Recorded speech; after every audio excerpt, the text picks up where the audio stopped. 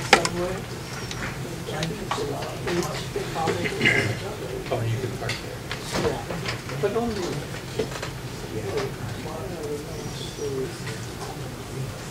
The modern official sciences, especially all natural sciences, respect in their researchers the principle of methodic naturalism.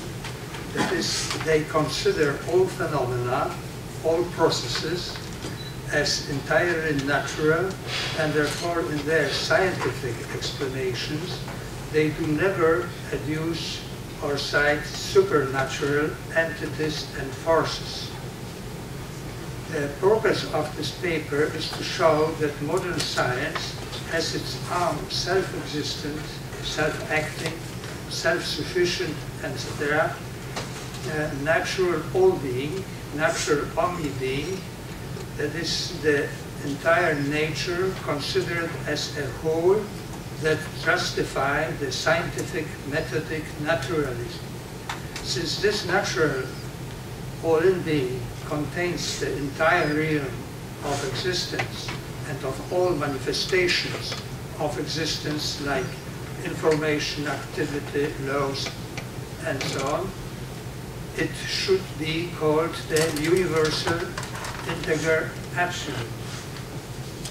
The term absolute, derived from Latin, solutus ab, unbounded, means here that the natural all-in being is entirely self-dependent. It does not depend upon anything and anyone. It is entirely independent, self-existent, self-acting, auto-dynamic, source of all information, laws, and so on. Since the natural all-in being contains in itself the entire set of all actual and possible cosmoses, it should be called also cosmic. Therefore, I use the denomination universal cosmic absolute. On the turn of the 20th century, the science has begun to look for a theory of everything, for a final theory, for a master theory, unifying not only all interactions, but also the whole realm of reality. In my opinion, the universal cosmic absolute will constitute in such a theory a radical, all-penetrating basic reality, and will substitute step by step the traditional supernatural personal absolute. The term absolute, denoting all being and omni-being, containing the entire reality that is actual and potential, was introduced in our Western culture by the mathematician, astronomer, philosopher, and Catholic theologian Nicholas of Cusa, often simply called Cusanus. He was to a certain extent a modern scientist because in his researches he often adduced mathematical and geometrical notions and metaphors, and also astronomical observations, and used imaginative mental experiments. Thanks to this kind of methods, he arrived to the conclusions that, thanks to which he is considered as a very significant precursor, as a great forerunner of Nicholas Copernicus and Johannes Kepler. 100 years before Copernicus, he announced that Earth and other planets revolve around the Sun on orbits which are not circles but ellipses. Therefore, Kepler considered him as divinely inspired. Cusanus maintained also that in the universe there are many extrasolar planetary systems composed of planets on which can be found life, consciousness, and intelligence sometimes higher than ours. According to him, stars and planets are not idle spheres. They are to a certain extent flattened because of their rotational motion. According to him, the all-embracing absolute is the ontological center of the world machine. In my opinion, his conception of the absolute is in its essence, when we do some improvements, compatible with the modern science, especially with the modern scientific cosmology, and with the new tries to formulate a theory of everything in its large sense. Cusanus' absolute is panontic. In the ancient Greek, panontos means the all-being, the all-in being, the omni-being that embraces the entire realm of existence and of all manifestations of existence in this information, activity, laws, and so on. Introducing the term and notion of the universal cosmic absolute, I inspired myself in Cusanus' panontic conception, and I tried to innovate, to improve it in order to make it compatible with modern science. As mathematicians, Cusanus considered the absolute as the greatest possible maximumness, as the maximal extraordinary grandeur. We can say that according to him, the absolute is the greatest possible quantitative and qualitative maximum listening. He said often that a greater being is not thinkable. He called the all-in being, using Latin, maximum simpliciter, simply maximum. It is obvious that Cusanus, as a priest and cardinal of the Catholic Church, identified his absolute with God. But his God was not the traditional God. The traditional theism, though the Church took over from Cusanus the term absolute, reduced the absolute to an infinitely perfect supernatural spirit and person. Cusanus' absolute is free from such a reductionism. The traditional God is far from the Cusanus absolute, which is panontic. It embraces the entire domain of the quantitative and qualitative ontological richness of the whole being. The Nicholas of Cusa conception, in my opinion, is free from all kinds of reductionism. His maximum simpliciter is the omni-being, simply saying the omnity, the allness of the Cusanus absolute belongs to its fundamental attributes. Therefore, he was accused of pantheism. However, his advocates defended him, indicating that in the Bible, in the Sirach book, called also Ecclesiasticus, we find the following statement: we could say more, but could never say enough. Let the final word be, he himself is the all. In Greek, pan estinautos. In the theistic conception, we are dealing with a fundamental dualism. God created and nature created out of nothing. Cusanus' conception is not dualistic, it is dialectic.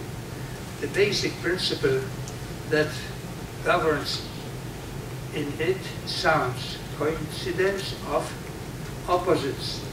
Cusanus defines the absolute in Latin as complicatio oppositorum et eorum coincidentia, that is, as a convolution of opposites and their coincidence. In other words, as an immense complexity of opposites and their complementary coexistence, like, for instance, maximum, minimum, one and only and multiple, original and derivative.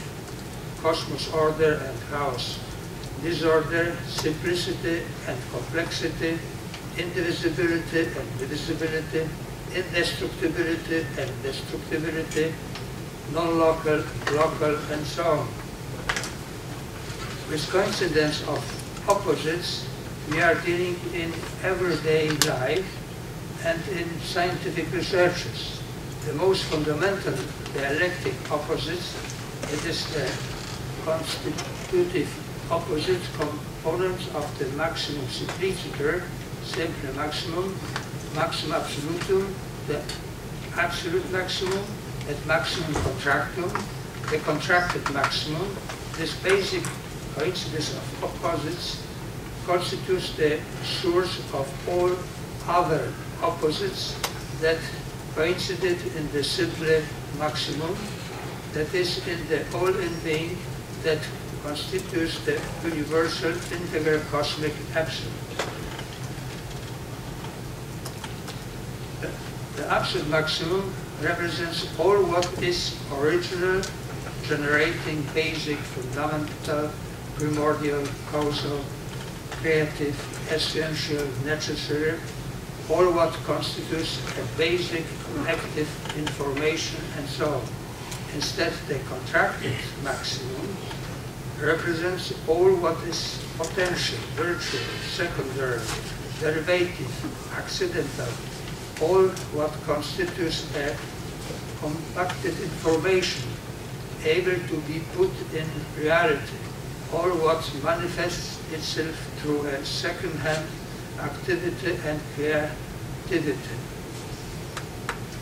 The absolute maximum is self-existent and self-acting. It exists and acts by its nature. The contracted maximum exists and acts through participation. Therefore, the local beings and activities are local manifestations of the non-local absolute maximum. Also, therefore, in the simple maximum, it is in the whole being, we are dealing with the conservation law of existence, or better, with the conservation law of being. According to this law, after the expansion of the contracted maximum, resulting with an enormous complexity and innumerable singular beings, there will be neither more or less being, but only more beings, non plus entis sed plura entiam. And in case of disappearance of complexity and beings, there will be again neither more or less being, but only fewer beings, non minus entis sed minora entiam. In other words, in the universal cosmic absolute, we are dealing only with structural, functional, informational, and nomological transformation of that what constantly is, that incessantly exists. All kinds of conservation laws are manifestations of the fundamental of being conservation. I see that I have no time, then I should give now an example of coincidence of opposites in physics. Mega quantum of action and G lambda mega quantum. I shall explain in the text. The principle of extreme action as an example of the coincidence of opposites taken from modern physics.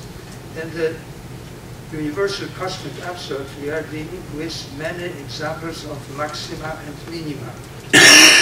I'm going to show that the universal constants and cosmic parameters lead us not only to micro quanta of action, but also to mega quanta of action. As well known, the physical quantity called action has been introduced into physics by Maupertuis. He also formulated the least action principle. When the calculus of variations has been used in the examination of the mentioned principle, it has been disclosed that action is submitted to a larger variational principle because it is not only a minimum, but in certain cases it can be also a maximum. Therefore, it is now more correct to call it principle of extremum or extremal action. It is often called also the principle of stationary action. The principle of extremal action is central in the classical physics and remains central in modern physics, being applied in the theory of relativity, especially general, in quantum mechanics and quantum field theory. In general relativity applied to the cosmos, that is with Einstein's cosmological constants lambda, the Lagrangian of action has the following form.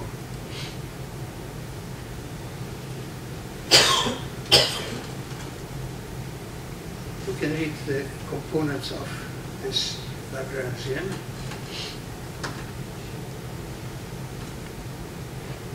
At the end of the 19th century, Max Planck introduced his famous constant, called by him the elementary quantum of action. It became the fundamental quantum of quantum mechanics. There are also other quanta of action connected with the four fundamental interactions. For instance, the quantum connected with the electromagnetic interactions, where E is the elementary electrical charge. This quantum of action was seriously considered by Albert Einstein, Max Planck, and Schrödinger, and Eddington. Planck's quantum of action is related to his well-known units of length, time, and mass determined by C, G, and H. The quantum of action connected with electromagnetic interaction is related to Stoney's units of length, time, and mass determined by C, G, and E, where E is the elementary electrical charge. Stoney, who is famous for his introduction of the term electron to describe the elementary unit of electricity, and for calculation of his value from Faraday's law, introduced his units in 1881. Planck's and Stoney's quanta of action are micro-quantities. They are minimal portions of action, 10 to minus 34, 10 to minus 37.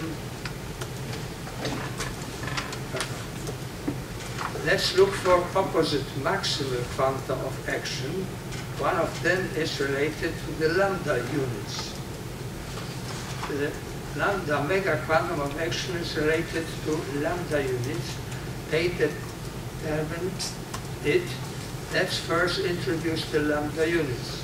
Since the exact numerical value of the constant lambda is not yet known, we shall use the approximative value.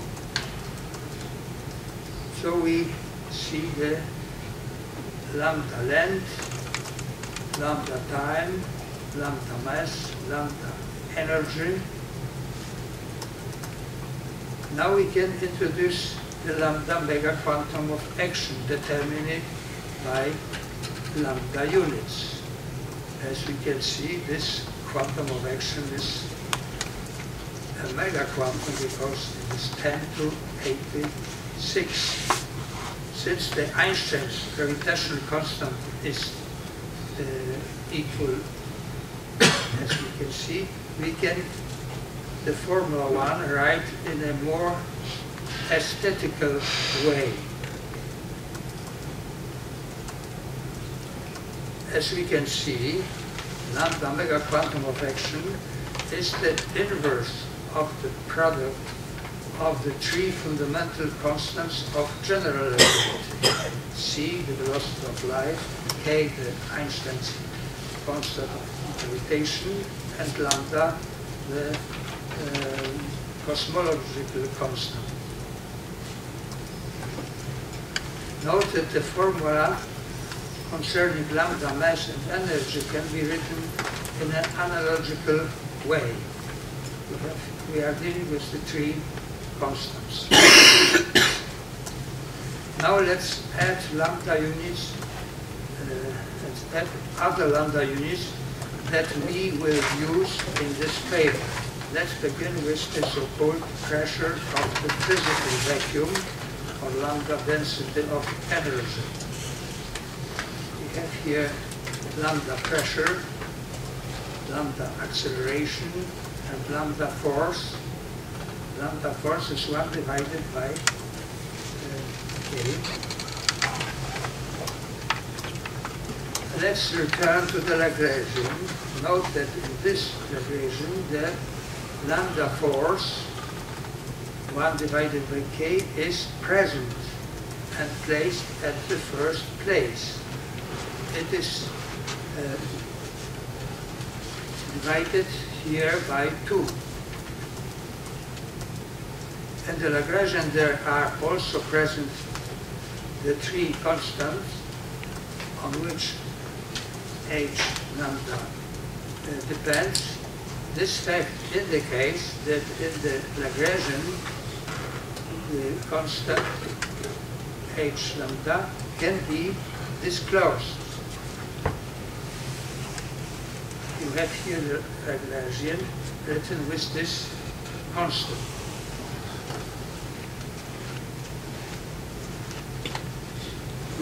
In such a way, we can see how the action in general relativity with lambda depends in a natural way on the lambda mega quantum of action. This aspect is here explicitly shown. We can conclude that in general relativity with lambda applied to the universe as a whole, the action is quantized. Is this fact connected with the existence of finite causally bounded zones because of the finite speed of transmission of interactions? For us observers on our Earth, our Hubble sphere constitutes our causally bounded zone. Every Hubble sphere constitutes such a causally bounded zone. There are Hubble spheres partially superposed and other totally separated. The lambda mega quantum of action concerns every Hubble sphere. Since the approximative numerical value of lambda time is close to the approximative numerical value of Hubble time, perhaps in reality they are identical, and therefore the product of lambda energy that causes the Hubble expansion and lambda time gives the lambda mega quantum of action. In quantum mechanics, we use the notion of Planck's charge. If we introduce in similar way the notion of lambda charge, then the Lagrangian can be written as follows, or in such a way. In such a way, another aspect of the physical process called action, it is the dependence on the charge, is disclosed and put at the first place in the Lagrangian. The Polish physicist Czesław Białobrzeszki maintained that action is the physical dynamical process in which dynamical quantities are connected with space-time quantities. Momentum multiplied by length, energy multiplied by time, angular momentum multiplied by angle of translation, force multiplied by length and time, work multiplied by time, and so on. Therefore, I try these constants and parameters. Such quanta of action have their physical limit that must be disclosed. H lambda and hg belong to them. Thanks for your attention. Thank you very much, Ludwik. That was a very interesting presentation. Does anyone have questions for Ludwik? Yeah, this is has some feeling of correctness to it, but I just want to try to translate that into things that at least I personally am more familiar with. But are you saying that this large quantum of action is basically the action in the universe as we know it, meaning the bubble sphere? It's a quantum of action of every Hubble sphere. Because on the inside Hubble sphere, it works in every Hubble sphere, because in an infinite universe, the Hubble spheres are infinite. The number of Hubble spheres. Well, I mean, if I consider the universe as an event, yes, and an event the material of an event is measured by action, then what you're saying, I think, is that we have a small quantum and we have a large quantum. And the large quantum represents the action of the universe as we know it in the whole sphere. I think so. Yeah, I'm not sure, because that makes sense. that's a hypothesis. You may be interested in the presentation I'll be giving on Wednesday, because I will be deriving for the first time in the history of modern science Planck's constant, and show it's an interior property of the elementary particles. And that whether quantum theory cannot explain the origin of Planck's constant, that it cannot predict it. They have to take it as an adjustable constant that you measure experimentally. And the work that I'm doing is the first to ever predict the value of it. And it follows in the work of Bohm and others like Vigier in terms of the interpretation of the mechanics. Other questions? Or you need to comment on this? Anybody else? Thank you for